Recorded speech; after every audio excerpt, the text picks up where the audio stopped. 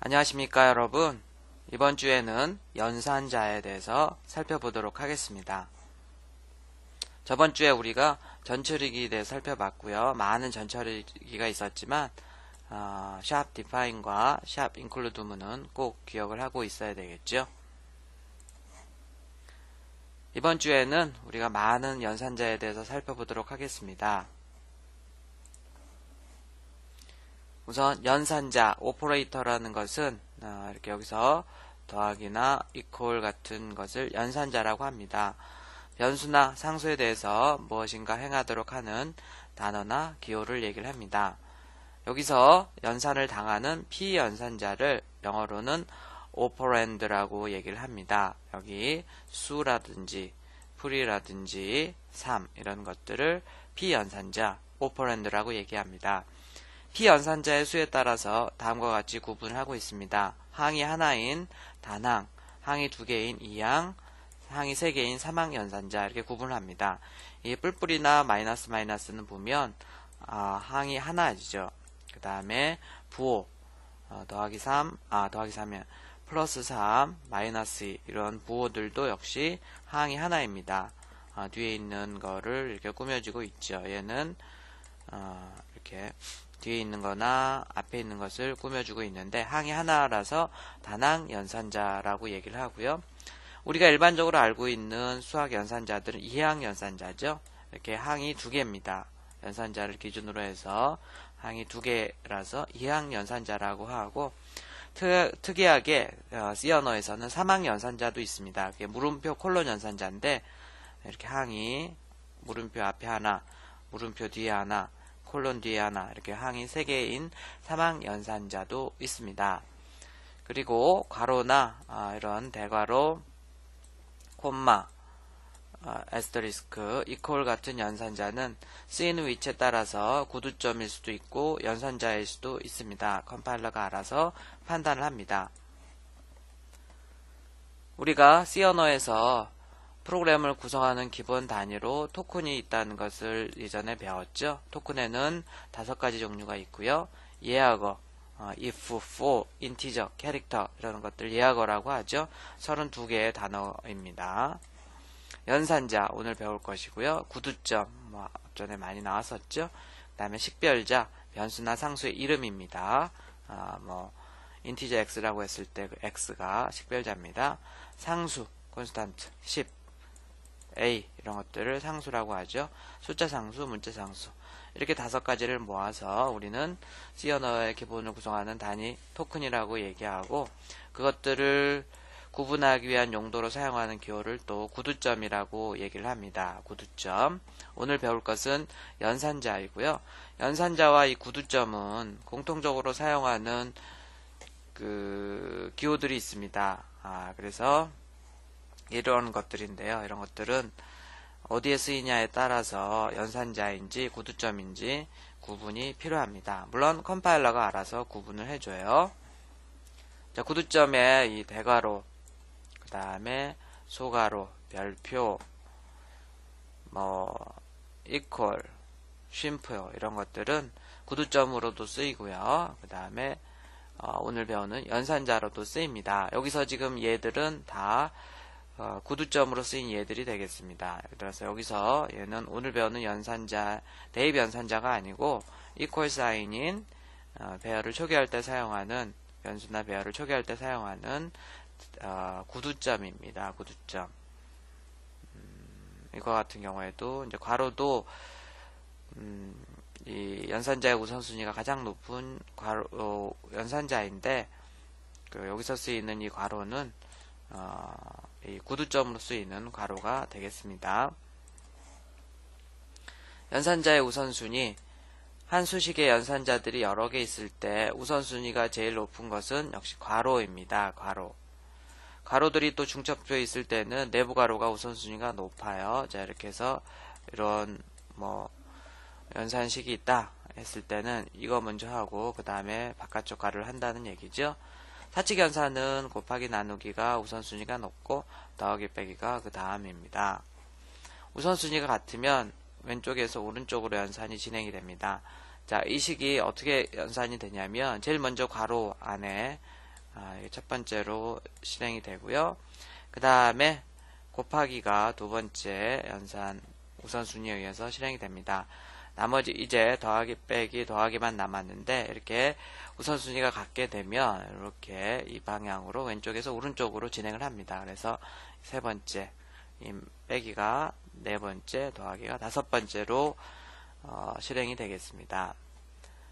그 다음에 이제 대입 연산자 같은 경우에 뒤에 나오면 대입 연산자 같은 경우에는 이렇게 얘를 이쪽으로 대입을 해주는 오른쪽에서 왼쪽으로 실행이 된다고 생각을 하면 되겠습니다. x는 a 곱하기 b가 아니고 a 곱하기 b가 아니고 a 곱하기 b 한 결과를 x에 대입해 주세요. 저장해 주세요. 이렇게 생각을 하면 되겠습니다. 가로 연산자가 우선순위가 가장 높고 콤마 연산자가 가장 우선순위가 낮습니다. 자, 우선순위별로 해서 연산자들을 쭉 1순위부터 15순위까지 쭉 표시를 해놨습니다. 가로 연산자가 우선순위가 제일 높고요. 콤마 연산자가 제일 낮습니다. 얘는 배열에 첨자를 쓸 때 사용하는 연산자고요. 그 다음에 이 점, 도트와 화살표는 우리 구조처에서 사용을 합니다. 그 다음에 캐스트 연산자, 사이즈업 연산자, 포인터에서 사용하는 참조 연산자, 그 다음에 주소를 가져올 때 사용하는 연산자, 하나 증가나 하나 감소, 플러스 부호, 마이너스 부호, 그 다음에 틸다, 보수를 1의 보수를 취할 때 사용하는 연산자죠. 느낌표에는 not 연산자입니다. 부정을 할 때 사용하는 연산자들이 우선순위가 두 번째고요. 그 다음에 가감승, 곱셈과 나눗셈, 나머지를 나타내는 나머지를 구하는 연산자, 더하기 빼기, 그 다음에 쭉 이런 연산자들이 우선순위를 가지고 있고요. 쭉 살펴보도록 하겠습니다. 사방연산자 우선순위네요. 대입연산자들은 우선순위가 상당히 낮네요.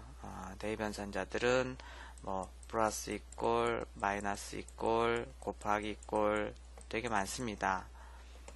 그 다음에 이제 결합성이라는 게 있는데 우선순위가 같은 연산자의 결합 방향입니다. 아까 더하기 빼기가 쭉 있을 때는 왼쪽에서 오른쪽으로 진행을 한다고 그랬죠. 이렇게 진행을 기본적으로 하는데 여기 특이하게 이쪽에 있는 애들과 여기 대입연산자, 사망연산자는 결합성이 오른쪽에서 왼쪽으로 결합이 됩니다. 그것만 조금 주의해서 알아두고 있으면 되겠습니다. 산술연산자부터 살펴보도록 하겠습니다. 수학에서 더하기 빼기 곱하기 나누기 나눗셈을 나머지를 계산하는 퍼센트 연산자가 있고요.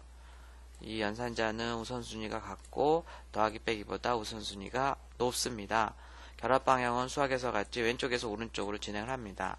이렇게 2 더하기 4를 먼저 하고 빼기 5를 하고 그 다음에 더하기 1을 하죠. 나누기 할 때 조심해야 되는 게 10은 인티저고 4도 인티저죠. 10 나누기 4 하게 되면 결과도 인티저 값인 2가 나옵니다. 2.5가 절대 나오지 않아요. 10과 4가 모두 정수형이기 때문에 결과도 2가 나오는 겁니다. 정수형. 만약에 여러분들 2.5가 나오게 하려면 둘 중에 하나는 소점이 있어야 됩니다. 더블형으로 해야 됩니다. 10.0 나누기 4 하든지 4 나누기 10.0 하든지 10 나누기 4.0 하든지 물론 둘 다 소점이 있어도 관계는 없겠습니다.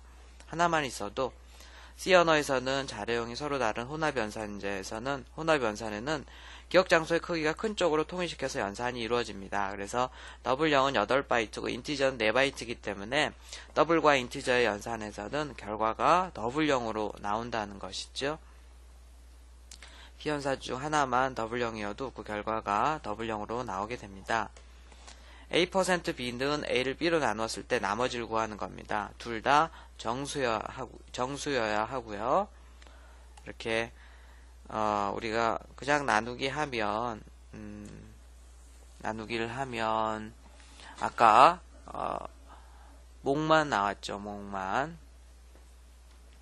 근데 이걸 하게 되면 나머지가 나옵니다. 나머지. 이거 하면 어떻게 나오죠? 나머지가 0이 나오겠죠? 그 다음에 이거 하게 되면 나머지가 1인가요? 1이 나오게 되겠습니다. 그 다음에 A%B 값이 0이라면 A는 B의 배수가 되겠죠. 나누어지는 거니까요. 그 다음에 2로 나누었을 때 나머지가 0이라는 것은 짝수라는 얘기가 되겠죠. 만약에 나머지가 1이라고 하면 홀수가 되겠고요. 자, 산술연산자의 우선순위 한번 살펴보도록 하겠습니다. 5 더하기 2 빼기 3 곱하기 2 나누기 2라고 되어 있는데, 자, 제일 먼저 이 곱하기가 먼저 일어나겠죠. 그 다음에 나누기가 될 거고요. 그 다음에 더하기 빼기가 될 겁니다. 그래서 결과가 4가 출력이 되겠네요. 한번 확인해 보도록 하고요. 이 부분은 지금 그대로 화면에 출력을 한 겁니다. 여기까지. 그 다음에 이 결과가 퍼센트 뒤로 해서 출력이 되고 계행을 하게 되겠죠. 다음 줄로 오고요. 10 나누기 4는까지 그대로 출력을 하고요.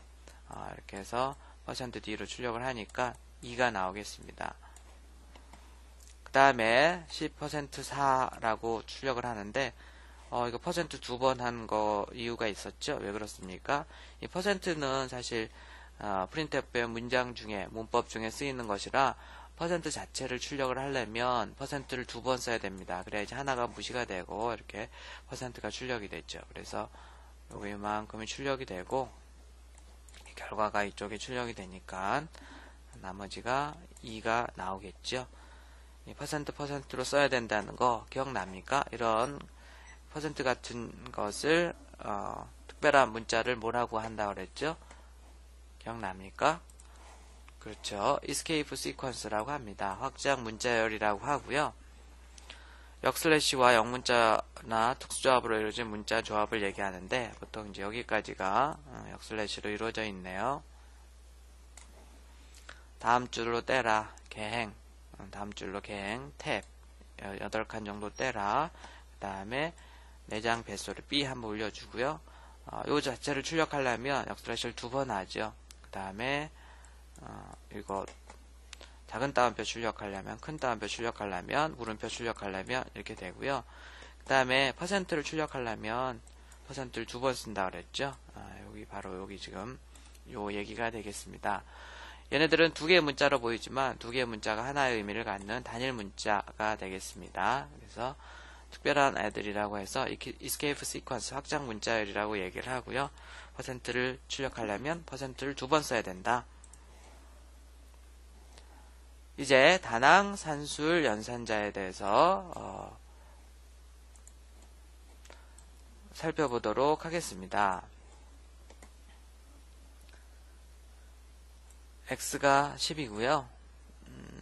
투기값이 10이죠. y는 10인데 그냥 원래 양수값들은 그냥 쓰면 됩니다. 부호 없이. 그런데 이 다낭, 산술, 연산자 플러스는 상수가 양수임을 확실히 보여주는 것입니다. 그래서 원래 마이너스는 앞에 마이너스를 붙이지만 플러스는 안 붙여도 되지만 이렇게 확실하게 보여줄 때 이렇게 쓰는 것이고요. 자, x는까지 해가지고 여기다가 x값을 출력을 합니다. 10이 나오겠죠. 변수 앞에 x를 변수 x 앞에 마이너스 부호를 붙이게 되면 마이너스 10이 되는 거예요. 마이너스 10이 여기 출력이 됩니다. 그 다음에 y는 지금 플러스 10인데 역시 마찬가지로 출력하면 10, 마이너스 y 출력하면 마이너스 10이 나옵니다. 자, z는 지금 마이너스 10인데 그냥 z 출력하면 마이너스 10이 나오고요. 마이너스 z 하게 되면 마이너스 10 곱하기 마이너스 1이 돼서 10이 출력이 됩니다. 그 다음에 z 곱하기 마이너스 1을 하면 z가 마이너스 10이니까 10이 출력이 되고요. 그 다음에 z 곱하기 괄호 열고 마이너스 1 하나, 마이너스 1 곱하기 z 하나 다 같이 10이 나오겠습니다. 그래서 원래 마이너스 값을 다시 마이너스 1을 곱하게 되면 마이너스 1을 곱하거나 마이너스를 앞에다가 쓰게 되면 다 플러스 값이 된다는 것이죠. 다낭, 산술, 연산자는 양수와 음수를 표현할 때 사용하고 보호를 바꿀 때도 사용을 합니다. 대입 연산자에 대해서 살펴보겠습니다. 대입 연산자는 수식을 변수에 넣어주는 대입하는 연산이 되겠습니다. 수식의 값을 변수에 대입하는 연산자가 되겠고요. a는 10입니다가 아니고 a라는 변수에 10이라는 값을 대입해라 저장해라, 할당해라, 배장해라 이런 연산자가 되겠습니다. a를 왼쪽에 있는 값이다. left value라고 얘기를 합니다. 이때 대입 연산자의 왼쪽에 있는 것을 left value라고 하고 L value라고도 합니다. 줄여서 대입 연산자는 쉼표 연산자를 제외하고 우선순위가 제일 낮습니다. 아까 그 표에서 기억나죠? 이 대입 연산자는 혼합 대입 연산자로 많은 연산자를 가지고 있습니다. 산술 연산자와 대입 연산자를 혼합하게 되면 다양한 혼합 대입 연산자를 만들 수가 있습니다. 어떻게 만드냐면 변수에다가 수식을 더해서 다시 그 변수에다 넣는다고 하면 이게 변수와 변수가 중복이 되면 이 변수를 없애버리고 이 연산자를 이쪽 앞으로 당길 수가 있습니다. 이런 식으로 표현을 할 수가 있어요. 그래서 a라는 변수에다가 5라는 값을 증가시켜서 다시 a에 넣어라 이런 얘기는 이 a를 없애버리고 더하기가 이 앞으로 와서 a 더하기는 5라고 a의 값을 5 증가시키는 표현 방식이 똑같은 a는 a 더하기 5나 a 더하기는 5라고 똑같이 쓸 수가 있습니다. 마찬가지로 x에다가 3을 빼서 x에 넣어라 이런 얘기는 x 빼기는 3이라고 쓸 수가 있고요.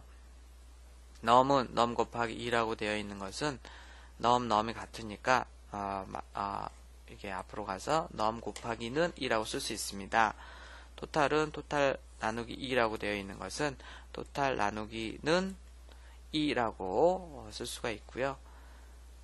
a 변수에 1을 증가시키라고 하는 것은 a는 a 더하기 1, a 더하기 1을 a에 넣어라 이렇게 쓸 수 있고요. a 더하기는 1이라고 쓸 수 있고 a 뿔뿔 a 이렇게 다 쓸 수 있습니다. 이 네 가지가 다 같은 표현 방법이에요. 물론 이 두 가지는 약간씩 다른데 뒤에 나옵니다. a의 값을 1 감소시키는 것도 마찬가지로 a 빼기 1을 a에 넣어라. a 빼기는 1, a 마이너스 a라고 써도 되겠습니다. 이 혼합 대입 연산자들은 더하기 꼴, 빼기 꼴, 곱하기 꼴, 나누기 꼴, 퍼센트 꼴 이런 거 다 뒤에 나오지만 다 가능합니다. 이렇게 많은 혼합 대입 연산자들을 가지고 있습니다. 그 다음에 x는 x 곱하기 y 더하기 5라고 했을 때 연산자의 우선순위 때문에 이렇게 괄호를 해두지 x는 x 곱하기 y 더하기 5 이런 식으로 똑같이 쓸 수가 있습니다. 관계 연산자에 대해 살펴보겠습니다. 관계 또는 비교 연산자는 루프나 조건문 등에서 다음 주에 이제 배우게 될 텐데 크기나 조건 등을 비교할 때 사용하는 연산자가 되겠습니다. 크기를 비교하는 이런 연산자가 되겠고요. 정수형과 실수형뿐만 아니고 문자형 데이터도 대소관계를 비교할 수 있습니다. 자, 여기서 3이 2보다 크냐 이렇게 물었을 때 3이면 1이 나오고요. 이렇게 거짓이죠. 거짓일 땐 0이 나옵니다. 그 다음에 특이하게 이렇게 문자 상수들도 비교를 할 수 있는데 소문자 a와 대문자 a를 비교하고 있습니다. 이것도 값이 참이에요. 그래서 1이 나옵니다. 왜 그러냐면 자, 이 문자 상수를 비교할 때는 해당 ASCII 코드 값으로 비교를 합니다. 소문자 a는 ASCII 코드 값이 97이죠. 여기 있죠. 그 다음에 대문자 a는 ASCII 코드 값으로 65입니다. 꼭 외우두라고 얘기했죠. 그래서 97이 65보다 크냐 이렇게 묻는 겁니다. 그래서 내부적으로 문자형 데이터들의 크기를, 문자 상수들의 크기를 비교할 때는 해당하는 ASCII 코드 값으로 해서 비교를 한다는 거 알아두면 좋겠습니다. 자, 같은 질을 비교하는 연산자는 equal 연산자입니다. 한 번 써주면 안 됩니다. 이거 참이 나오겠어요? 거짓이 나오겠죠? 거짓이 나오겠죠? 0이 나옵니다.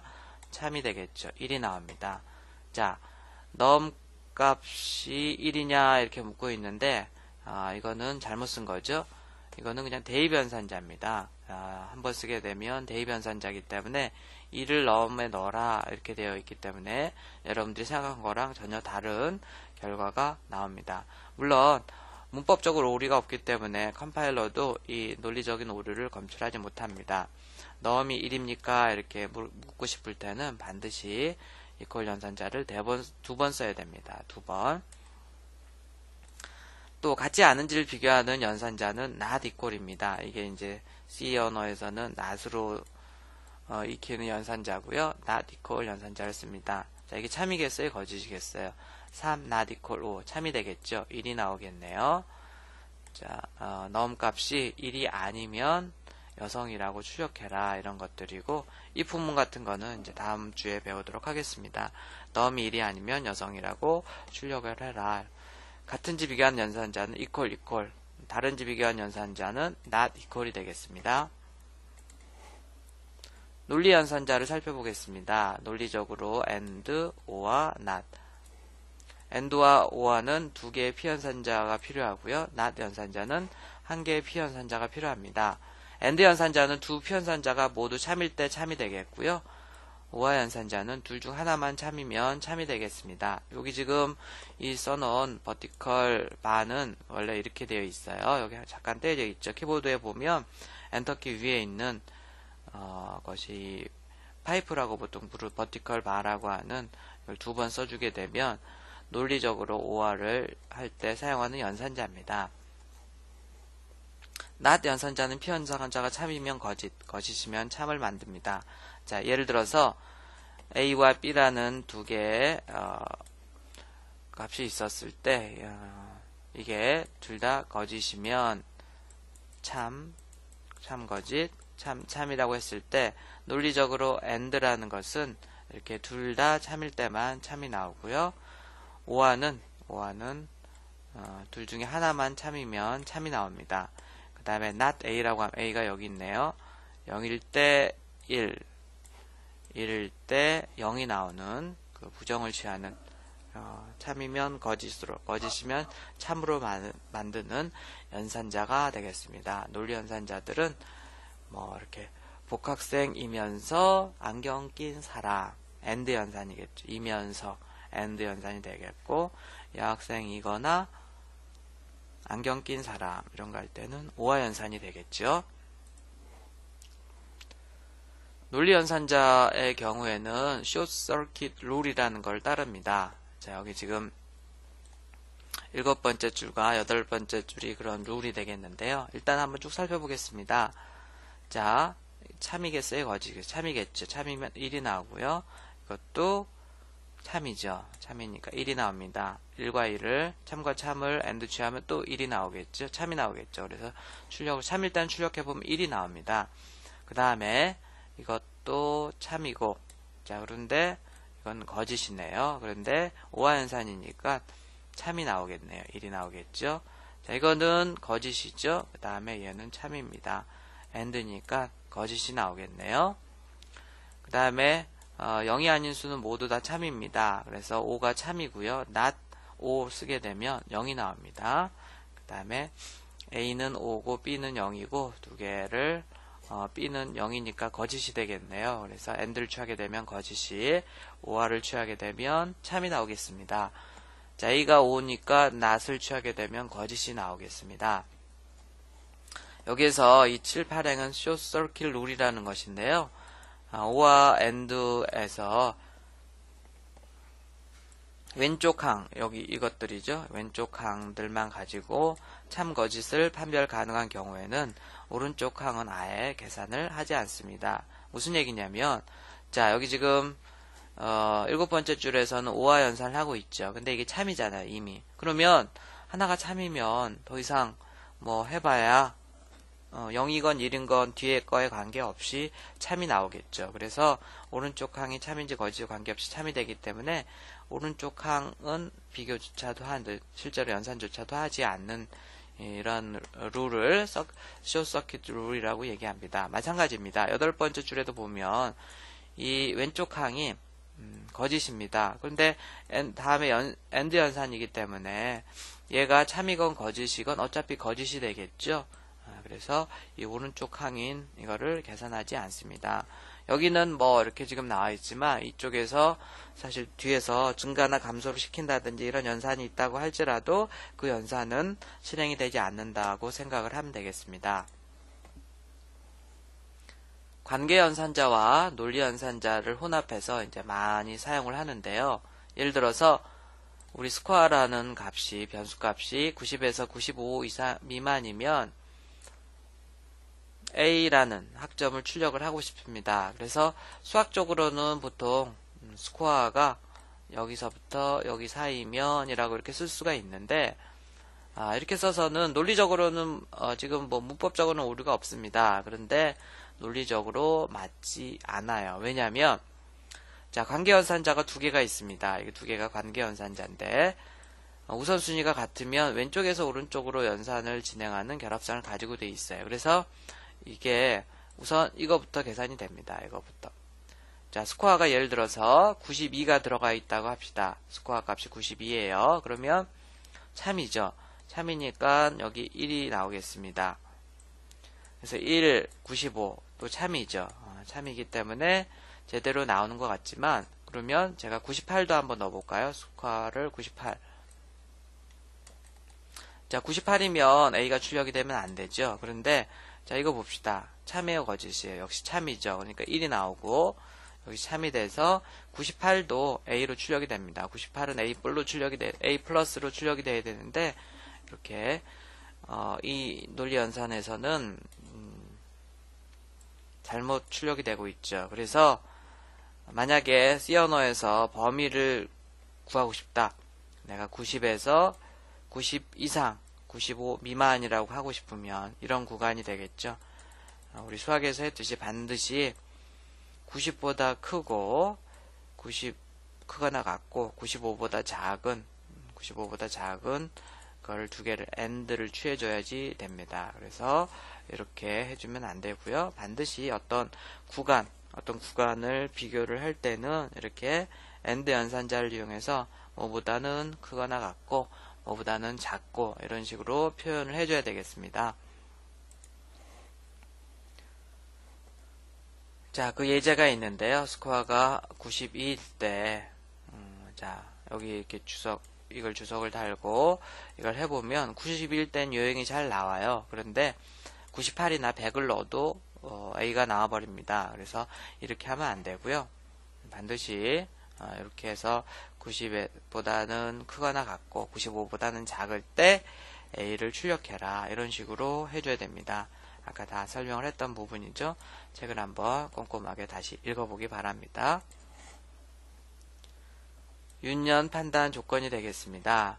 연도를 4로 나누었을 때 나누어 떨어진 해를 우리가 윤년이라고 합니다. 이거를 어떻게 판단하냐면 이제 뭐 인터넷이나 이런 데 보면 윤년을 판단하는 조건이 있습니다. 일단 4로 나누어서 떨어지면 윤년이라고 하고요. 다 윤년이 아니고 100으로 나눠 떨어진 해는 다시 윤년이 아니고 평년입니다. 이걸 배제를 해야 되겠죠. 그러나 또 400으로 나누어 떨어진 해는 또 윤년이라고 하네요. 자, 이 세 개의 조건이 있습니다. 이걸 어떻게 표현하냐면 일단 4로 연도를 이어에 연도가 들어가 있는 것 같아요. 4로 나누어서 0이고 그리고 100으로 나누어서 0이 아닐 때가 이제 윤년이 됩니다. 그 다음에 또 400으로 나누어 떨어진 해는 또 윤년이라고 하네요. 이쪽은 두 개가 동시에 만족해야 되니까 AND 연산이고 이쪽은 OR 연산이 되겠죠. 우선순위에 관계없지만 이 소스가 좀 복잡해 보이기 때문에 이제 이렇게 가로도 하고 그 다음에 또 우선적으로 이쪽을 해주고 이렇게 또 가로를 해주는 게 좋겠습니다. 보기 편하라고. 물론 이 AND 연산자는 OR 연산자보다 우선순위가 높기 때문에 어차피 이쪽이 먼저 평가가 되긴 하지만 뭐 그 우선순위를 다 외우고 있는 사람은 없을 테니까 이렇게 가로를 해주게 되면 좀 더 좋은 문장이 되겠습니다. 자, 비트 연산자가 되겠습니다. 비트와이즈 오퍼레이터라고 해서 수를 이진수로 일단 바꿉니다. 이진수로 바꾼 다음에 비트별로 연산을 합니다. 아까도 AND OR 연산자가 나왔지만 그때는 논리적인 AND OR였어요. 그럴 때는 이걸 두 개씩 해주고 있었죠. 근데 비트 연산자들의 경우에는 이걸 하나씩 해줍니다. 자, A %B라고 하면 A와 B를 이진수로 표현한 다음에 비트 단위로 AND를 해줍니다. 그래서 우리 컴퓨터 구조나 이제 정보처리 산업 기사 같은 거 볼 때 보면, 정보처리 기사 같은 거 볼 때 보면 꼭 나오는 이 마스크 씌우는 연산이 나오는데, 그때 이 비트 앤드 연산을 많이 사용을 합니다. 그 다음에 OR 연산, 비트 단위로 OR을 시키는 연산이 되겠고요. XOR 연산자, 1의 보수를 취하는 틸다가 있습니다. 자, 그래서 이렇게 이제 이 진수를 만든 다음에 그거를 AND를 취하게 되면 역시 둘 다 1일 때만 1이 나오고요. OR 연산자는 둘 중에 하나라도 1이면 1이 나옵니다. 그 다음에 XOR 연산자는 A와 B가 다를 때만 1이 나오는 청개구리 연산자죠. 그래서 0, 1이거나 1, 0일 때 1이 나오고요.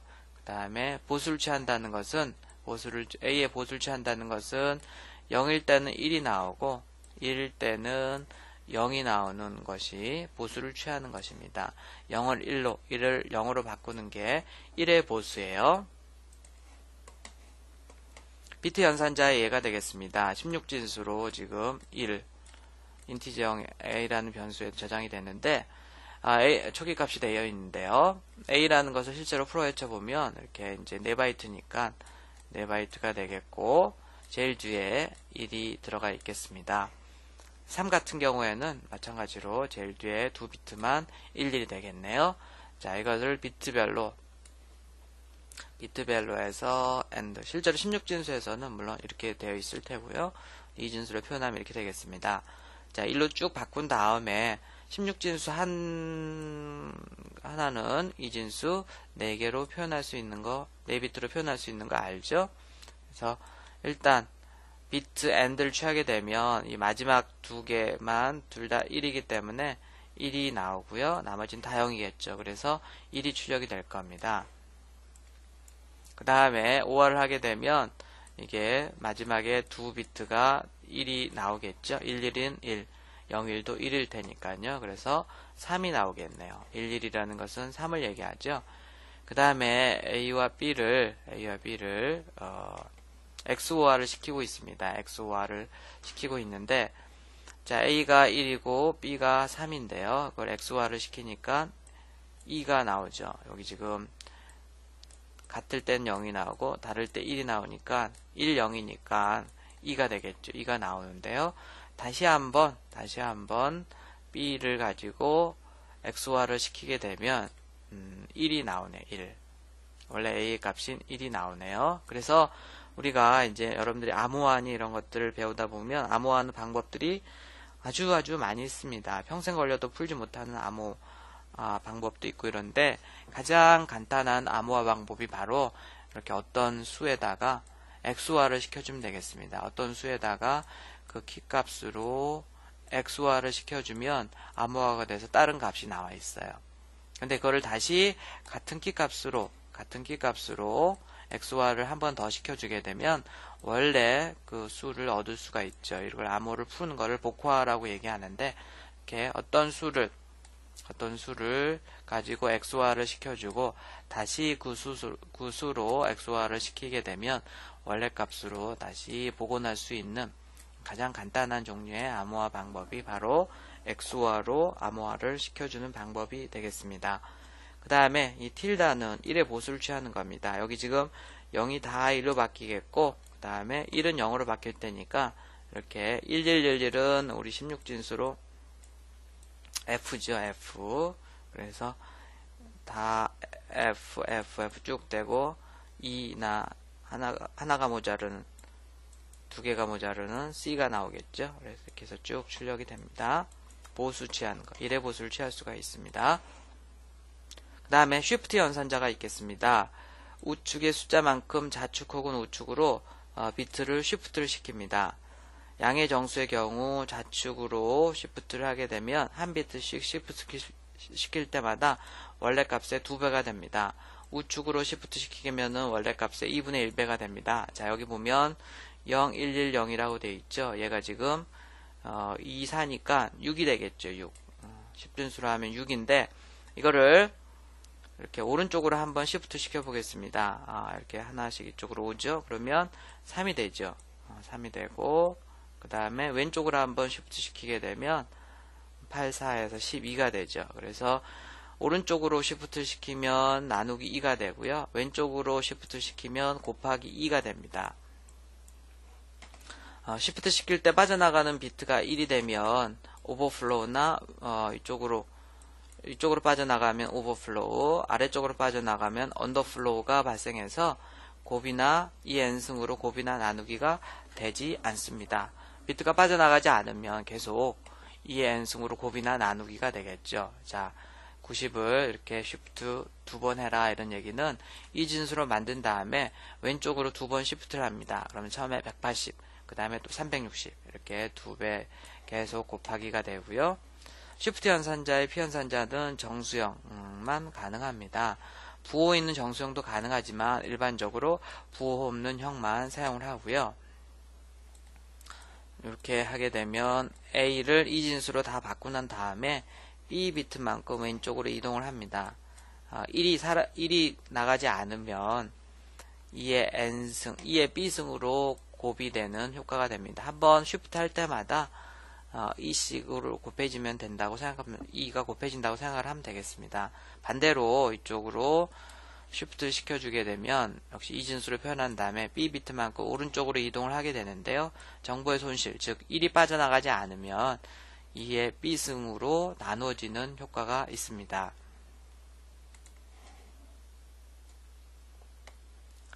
자, 90을 오른쪽으로 한번 하게 되면 다 90을 일단 이 진수를 바꾼 다음에 쉬프트를 한번 시키게 되니까 곱하기가 돼서 180이 나옵니다. 90에 곱하기 2 해도 역시 180 똑같은 연산이네요. 그 다음에 두 번 하게 되면 곱하기 2가 두 번 되니까 360, 또 한 번 하게 되면 720, 또 한 번 하게 되면 1440 계속 곱하기 2가 되겠네요. 이번엔 반대로 90을 이 진수로 바꾼 다음에 오른쪽으로 한 번씩 모든 비트를 쉬프트 시키게 되면 45가 됩니다. 나누기 2 해도 45 똑같은 연산이 되겠습니다. 그런데 두 번 쉬프트 하게 되면 45에서 22.5가 나오는 게 아니고 1이 빠져나가 버리네요. 그러면서 22가 나오네요. 이런 걸 언더플로우라고 얘기를 합니다. 그 다음에 다시 한번 하게 되면 이제 11이 되겠죠. 이런 식으로. 자, 그런데 여기 지금 보면 이 두 개가 연산이 같은 거고 이 두 개가 연산이 같습니다. 근데 여러분들이 어떤 거 쓰는 게 더 좋을 것 같아요? 당연히 쉬프트 연산자 쓰는 게 좋습니다. 컴퓨터 입장에서 보면 쉬프트 연산을 이용한다는 것은 이렇게 하나씩만 바꿔주면 되는 거거든요. 이렇게 바꿔주면 되는 거라서 아주 간단한 연산입니다. 그런데 곱하기나 나누기 연산은 곱하기 같은 경우에는 더하기를 연속해서 해주는 연산이 되겠고, 나누기는 빼기를 연속해서 하는 연산입니다. 또 빼기 같은 경우에는 원래 값과 보수를 더해서 하는 연산이 되기 때문에 사실 곱하기 나누기보다는 이 쉬프트 연산이 속도도 훨씬 빠르고 컴퓨터가 좋아합니다. 그래서 2의 n승으로 곱이나 나눗셈을 한다고 했을 경우에는 이렇게 쉬프트 연산자들을 이용하는 게 훨씬 더 좋습니다. 속도도 빠르고요. 조건 연산자가 되겠습니다. 이렇게 항이 3개가 나오기 때문에 사망 연산자라고도 합니다. 다음 주에 배우는 if else 문을 한 줄로 간결하게 표현할 때 사용을 합니다. 수식 1, 물음표, 수식 2, 물음표, 수식 3 이렇게 항이 3개예요. 이건 무슨 얘기냐면 수식 1에 조건이 옵니다. 조건이 참이면 수식 2를 실행하고 거짓이면 수식 3을 실행하라는 얘기예요.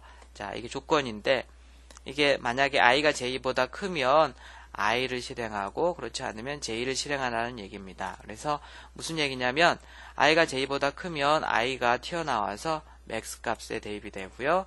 그렇지 않으면 j가 max 값에 대입이 됩니다. 그러니까 즉 조건이 맞으면 i가 튀어나온다는 얘기는 i가 max에 들어가고 조건이 틀렸을 때 j가 1로 들어가니까 결국 i나 j 값 두 개에서 더 큰 값이 항상 이 max라는 변수에 저장이 되겠네요. 그래서 두 수의 더 큰 값을, 두 수 중에서 더 큰 값을 max에 저장하는 알고리즘이 되겠습니다. 자, 이게 조건 연산자가 되겠고요.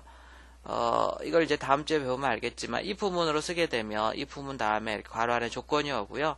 이게 참이면 i를 max에 넣고 그렇지 않으면 j를 max에 넣어라. 이렇게 두 줄짜리 문장을 한 줄로 깔끔하게 바꿀 수 있는 연산자가 바로 조건 연산자가 되겠습니다. 그다지 뭐 이렇게 중요한 연산자는 아니지만 C 언어의 시험을 보다 보면 이렇게 좀 특이한 연산자이기 때문에 아주 시험에 많이 나옵니다. 꼭 기억을 잘 해두세요. 자, 여기 조건이 있고요. 자, 이번에는 J가 I보다 크면 I가 튀어나오고 그렇지 않으면 J가 튀어나와서 미인값에 저장이 되네요.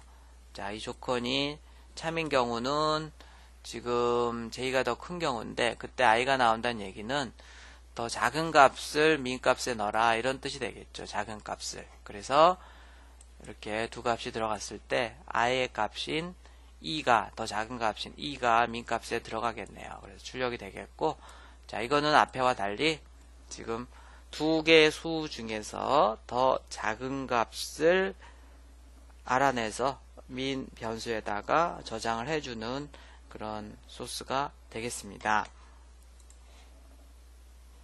증가감소 연산자가 있습니다. 여기 지금 두 번째로 우선순위가 높은 뿔뿔 마이너스 마이너스를 증가감소 연산자라고 하는데 산술 연산자입니다. P 연산자가 하나인 다항 연산자이고요. 이 연산자는 P 연산자의 값을 1만큼 증가나 1만큼 감소를 시킵니다. 뿔뿔 마이너스 마이너스 연산자는 P 연산자 오퍼런드의 좌측이나 우측에 쓸 수가 있습니다. P 연산자 앞에 쓰는 경우를 전치, 뒤에 쓰는 경우를 후치라고 얘기를 하고요. 이렇게 앞에 쓰는 것을 전치, 뒤에 쓰는 것을 후치라고 합니다. 앞에 쓰게 되면 이 연산이 먼저 일어나요. A를 1 증가시킨 후에 다른 수식을 평가를 합니다. 1 감소시킨 후에 다른 수식을 평가를 하고요. 뒤에 있으면 다른 연산을 다 한 다음에 제일 마지막에 증가나 감소를 시켜줍니다. 이게 무슨 얘기냐? 예를 들어보면 쉽게 이해할 수 있습니다. A, B, C, D라는 4개의 변수가 이렇게 초기화가 되어 있고요. 이런 변수가 선언이 되어 있습니다. AP에다가 뿔뿔 A라는 것은 뭐냐면 앞에 있을 경우에는 이 뿔뿔을 먼저 해결합니다. 그래서 이 경우에 A가 먼저 증가해서 즉 A가 먼저 증가해서 A는 11이 되고요. 그 증가된 값을 AP에다 저장을 하면 둘 다 11이 나오게 되겠죠. 뒤에 있으면 어떻게 되느냐? 뒤에 있으면 신경 안 씁니다. 일단 B의 값을 BP에 넣어줘요. 그런 다음에 B의 값을 하나 증가시키고 는 거예요. 그래서 BP의 값은 10이고요. B의 값이 11이 되겠죠. 이거랑 다르죠. 얘는 먼저 증가된 다음에 그걸 대입했으니까 둘 다 11이 나오지만 얘는 일단 대입 먼저 하고 증가를 시키면 이렇게 두 개가 달리 나오게 되겠죠. 감소 연산자, 마이너스 마이너스 연산자도 마찬가지입니다. 앞에 있으면 먼저 해결합니다. 그래서 C는 C 빼기 1을 먼저 한 다음에 그거를 CM에다 대입을 하니까 둘 다 19가 나오고요. 뒤에 있으면 우선 대입 먼저 해줘요.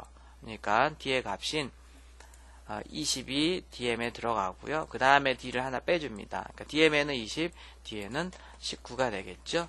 자, 이렇게 전치로 있을 때는 먼저 증가나 감소를 시켜주고 후치로 있을 때는 나중에 다른 연산을 다 한 다음에 마지막에 증가나 감소를 시킨다는 의미입니다. 그래서 C 언어에서 변수 A의 값을 1 증가시키는 방법은 이렇게 4가지가 있습니다. 증가시켜라, 증가시켜라, 하나 증가시켜라, 이렇게 이거 빼고 일로 넘길 수 있다 그랬죠. 이렇게 4가지 방법으로 변수 A의 값을 1 증가시킬 수가 있습니다.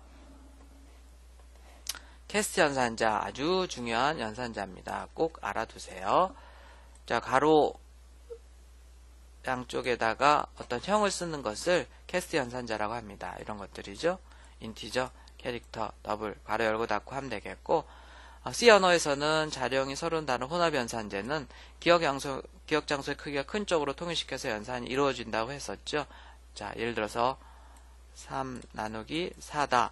그러면 소점이 안 나오지만 여기다 점을 찍으면 얘는 더블0이고 얘는 인티저이니까 결과가 더블0으로 나온다고 했었죠. 이미 지정된 자료형을 다른 자료형으로 일시적으로 강제로 바꿀 수 있는데 이것을 명시적 형 변환이라고 하고요. 이때 사용하는 연산자가 캐스트 연산자가 되겠습니다. 변환시키고자 하는 값이나 변수 앞에다가 해당 자료형을 괄호로 묶어주면 됩니다. 자, 값이나 변수 앞에다가 괄호 열고 닫고 그 안에다 자료형을 써주면 됩니다. x 변수를 인티저로 바꿔주세요. ch 변수를 캐릭터로 바꿔주세요. sum 변수를 더블0으로 잠깐 동안만 바꿔주세요. 이런 뜻입니다. 우선순위가 두 번째로 높은 연산자예요. 여기 보면 상당히 우선순위가 높은 연산자입니다. 자, 숫자 3은 인티저인데 야, 숫자 3 너 잠깐 더블0으로 바뀔래? 라는 뜻이 되겠습니다. 그래서 사실 숫자에다가 이렇게 앞에다 캐스트 연산을 할 일이 없죠. 왜냐하면 바로 3.0이라고 쓰면 되죠. 3.0이나 3점이라고만 써도 된다 그랬어요. 그런데 이렇게 쓸 수도 있습니다. 그 다음에 문자상수 A, 너 문자인 거 알고 있는데 잠깐 숫자로 바뀔래? 이런 뜻입니다. 그래서 문자가 숫자로 바뀔 때는 항상 ASCII 코드 값으로 바뀌어요. 65가 되겠습니다. 자, 너 잠깐 숫자로 바뀔래?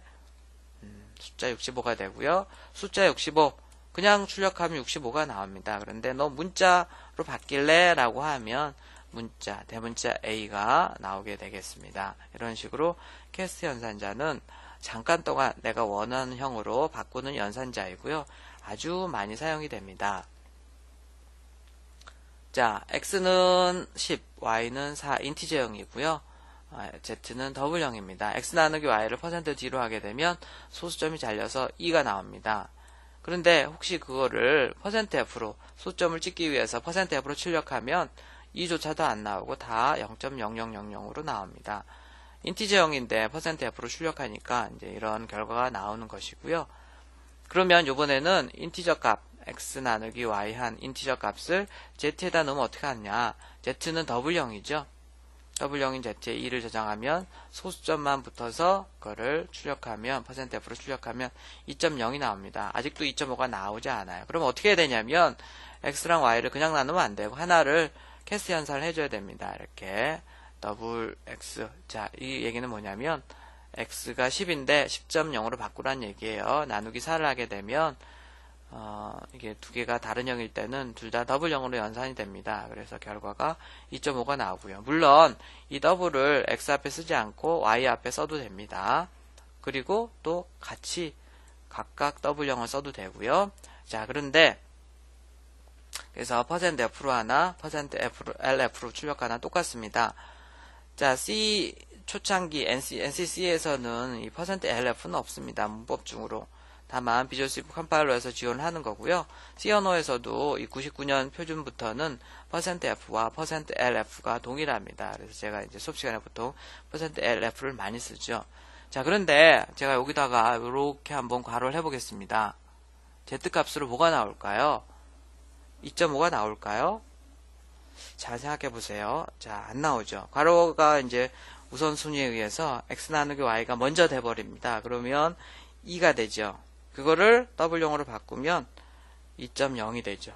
Z를 넣어주면 2.0이 되겠고요. 출력해봐도 2.0이 나옵니다. 자, 괄호 같은 거 연산자의 우선순위 때문에 조심해야 되고요. 괄호 없애야 되겠습니다. 이렇게 뒤에 있는 애 하나만 걸리도록 해줘야 되겠죠. 이렇게 두 개가 각각 걸리게 해도 물론 관계는 없고요. 콤마 연산자가 있습니다. 여러 개의 수식을 하나의 수식처럼 표현할 때 사용하는 것이고요. 수식들을 콤마에 의해서 열거되어 있는 순서대로 평가해서 왼쪽부터 평가해 오른쪽 식의 값을 오른쪽 식의 값을 결과값으로 합니다. 모든 연산자에서 우선순위가 가장 낮아요. 그 표에 보니까 가장 낮은 우선순위를 가지고 있었죠. 변수 선언문에 사용하는 이 컴마들은 연산자가 아니고요. 구두점입니다. 이런 게 이제 연산자가 되겠습니다. 자, 이쪽부터 진행을 합니다. x는 7이고요. y는 3입니다. 곱해주세요. 21이죠? 그거를 z에 넣어주세요. 21이 들어가겠네요. 사실 뭐 이렇게 쓸 일은 별로 없겠죠. 콤마 연산자라는 게 있다는 거. 결합 방향이 왼쪽에서 오른쪽이기 때문에 이렇게 해서 21이 나오고 그거를 z에 대입을 해줍니다. 콤마 연산자는 여러 줄을 한 줄로 줄일 때 주로 사용을 해요. 자, 이게 x는 10이고 10을 x에 넣고 5를 y에 넣어라.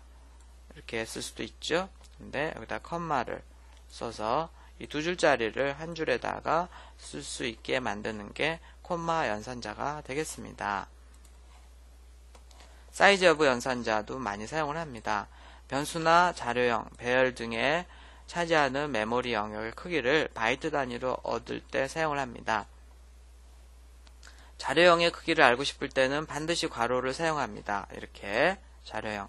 인티저형이 몇 바이트인지 알고 싶어요. 이 4가 나오겠죠. 인티저 4바이트니까. 변수나 괄호는 생략해도 됩니다. 변수는 자 num이라는 변수의 크기를 알고 싶어요. 만약에 변수가 인티저형이었다, num이 인티저형이다 그러면 4가 나오겠죠. 이거는 괄호를 해도 되고 안 해도 되는데 자료형을 크기를 알고 싶으면 반드시 괄호를 해줘야 됩니다. 상수 문자의 경우에는 널 문자를 포함한 길이가 나옵니다. 이 소프트 제일 뒤에 널 문자 역슬래시 제로가 있다 그랬죠. 역슬래시 제로는 한 바이트예요. 그거 자체가 두 개가 합쳐서 하나의 의미를 갖는 널 문자 escape sequence입니다. 여기 4바이트에다가 제일 뒤에 널 문자 하나 해서 5바이트가 나옵니다. 5가 나와요. 그 다음에 이렇게 한글을 크기를 계산을 해보면 한 글자가 2바이트이기 때문에 뒤에 널 문자까지 합쳐서 9가 나옵니다. 배열은 이렇게 배열명을 쓰게 되면 자료형 곱하기 방의 크기가 계산되어 나옵니다. 배열은 각 방의 크기 곱하기 그 방의 크기로 해서 전체 메모리 바이트 수가 나와요. 자, 이런 거를 이제 배열이라고 하고 이걸 변수라고 하는데 우리가 I love you 이거를 문자열의 크기를 계산해 보면 제일 뒤에 널 문자까지 합쳐서 12바이트가 나오고요. 얘는 5바이트. 인티저는 4바이트. x는 인티저형이니까 역시 4바이트가 나옵니다. 이렇게 변수명들은 괄호 안 해도 된다 그랬죠. 사이즈 오브 x라고 써도 됩니다. 사이즈 오브 y라고 하게 되면 인티저가 10개 있다는 거거든요. 인티저가 10개가 있습니다. 인티저는 4바이트고 그게 10개니까 4 곱하기 10 해서 40이 튀어나옵니다. 배열이 뭔지는 나중에 다시 얘기를 하도록 하겠습니다. 그 다음에 이 %, 연산자가 되겠는데요. 우리 자 지금 a와 b라는 두 개의 변수를 선언했고 초기값으로 10과 20을 썼습니다. 인티저형은 4바이트 공간이 잡힌다고 그랬죠. 실제로 메모리를 체크해 봤더니 이런 메모리 공간에 잡혀요. 메모리에 보면 주소가 있습니다. 주소 4바이트이기 때문에 A라는 변수도 4개의 주소가 있고 16준수로 지금 표현을 한 거고요. B라는 변수도 4개의 주소가 있는데 자 그냥 A와 B를 %D로 출력하면 10과 20이 당연히 나옵니다. 10과 20이 나오는데 앞에다가 %를 이렇게 쓰게 되면 실제로 이 녀석들의 메모리에 주소가 나오고요. 주소를 찍을 때는 %P로 출력을 해줍니다. 변수가 저장된 메모리 주소를 알고 싶을 때 사용하는 연산자가 변수 이름 앞에 %를 써주면 되겠습니다. 이렇게 변수에는 4개의 주소가 있지만 첫 번째 방에 첫 번째 주소가 당연히 저장이 되고요. 자, 요거 값을 체크를 해보면 4바이트 차이가 나죠. 이렇게 변수에는 실제로 어떤 메모리의 주소에 저장이 되는데 그 첫 번째 방에 주소가 튀어나온다는 거죠. 이 %, 연산자를 쓰게 되면 자 이렇게 해서 연산자를 다 마치도록 하겠고요. 연습문제, 실습문제 혹은 레포트가 되겠습니다. 예제 6의 5에서 사용된 연산자들의 우선순위를 다시 표를 보고서 쭉 1번 뭐 2번 뭐 쭉 한번 써보도록 하죠. 국어, 영어, 수학 3과목의 성적을 키보드로 입력받아서 정수형으로 총점과 평균을 출력하는 프로그램을 작성해 보도록 하죠. 앞에서 많이 했었죠. 각 과목 중에서 최고 점수도 출력, 조건 연산자를 이용해서 출력하고요. 변수명을 저장값에 맞게 만들고 프로그램의 상세한 주성문도 작성을 하세요. 초보 때는 이런 습관이 상당히 중요합니다. 꼼꼼하게 해보면 좋겠고요. 자, 다음 학기에 우리가 C 언어로 윈도우스 프로그램을 할 건데 그때 하이워드라는 매크로 함수가 나옵니다. 얘는 32비트 값을 상위 16비트 값만 얻을 때 사용하는데요. 자, 예를 들어서 여러분들이 이제 이게 16비트로 해서 전체가 32비트라는 인티저형이 있다고 했을 때 만약에 여기값 혹은 여기값을 얻고 싶다 그럴 때는 이 하이워드라는 매크로를 씁니다. 하이워드로 해서 L이라는 게 들어가면 이렇게 계산이 돼서 여기 상위 16비트만 얻을 수 있어요. 뒤에 거는 다 없어져 버리고요. 그럴 때 사용하는 게 이제 이 하이워드라는 이 매크로 함수인데 얘가 어떻게 계산을 하냐면요. 자, 실제로 한번 이 함수를 실행을 이 소스를 실행을 해보면 L을 16진수로 1, 2, 3, 4, 5, 6, 7, 8이라고 써놨습니다. 16진수기 때문에 얘가 다 4비트씩입니다. 그래서 전체가 32비트 인티저형이 맞고요. 그런데 자, 이거를 지금 일단 L을 16번 오른쪽으로 시프트를 시킵니다. 그런 다음에 FFF와 16진수 FFF와 비트 AND를 취하고 있죠.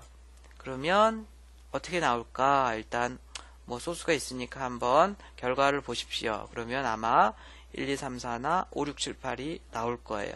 자, 그런데 그게 어떻게 나오는지를 이제 해결을 하는 겁니다. 여기 지금 그런 것들을 쓰고 있죠. 그래서 여기에 지금 이 쉬프트 연산자와 비트 앤드 연산자가 어떤 의미를 갖는지를 알아보기 위한 문제니까요. 한번 결과를 일단 보고 그 다음에 왜 그게 이렇게 나오는지 한번 정리를 해보도록 하는 레포트가 되겠습니다. 자, 절대값을 구하는 프로그램을 완성하는 겁니다. 우리 절대값이라는 건 뭐죠? 조건 연산자를 이용해서 플러스 값은 그대로 쓰면 되겠고요. 마이너스 값은 부호를 바꿔주면 되겠네요. 여기다가 채워서 해주면 되겠네요. 자, 마이너스 2가 지금 절대값으로 해서 출력하면 2가 나오도록 하면 되겠는데 마이너스 2의 절대값인 2가 출력이 되려면 절대값은 어떻게 구한다 그랬죠? 0보다 크면 그냥 쓰고요. 그렇지 않으면 앞에다가 변수 이름 앞에다가 마이너스를 붙여주면 되겠네요. 그 힌트를 다 줬네요. 자, 연산자의 개념과 종류를 정리를 해보면 일단 P연산자의 수에 따라서 항이 하나인 단항 연산자, 뭐 뿔뿔, 마이너스 마이너스, 마이너스 부호, 플러스 부호, 2항 연산자, 우리가 일반적으로 알고 있는 거죠. 3항 연산자는 물음표 콜론이 있었네요. 연산자의 우선순위와 결합 방향이고요. 우선순위가 제일 높은 거는 괄호입니다. 우선순위를 모르면 괄호로 묶으면 되겠고요. 중첩되어 있으면 괄호가 제일 안쪽의 괄호부터 또 계산이 됩니다. 결합성이라는 것은 우선순위가 같은 연산자의 계산 방향을 나타냅니다. 단항 연산자, not 연산자, 비트 앤드 연산자, 주소 참수 연산자, 그 다음에 주소의 값을 포인트 할 때 나중에 배울 거예요. 그 다음에 뿔뿔 마이너스 마이너스 사이즈 오브 캐스트 연산자, 그 다음에 대입 연산자는 반대로 오른쪽에서 왼쪽으로 연산이 된다는 거 알고 있으면 되겠고, 나머지들은 다 이렇게 왼쪽에서 오른쪽으로 연산이 차례대로 일어납니다. 자, 산술 대입 연산자 같은 경우에는 자, 이런 연산자가 있고요. 퍼센트 나머지를 구하는 연산자입니다. 우선순위가 같고 더하기 빼기 연산자가 우선순위가 더 낮죠.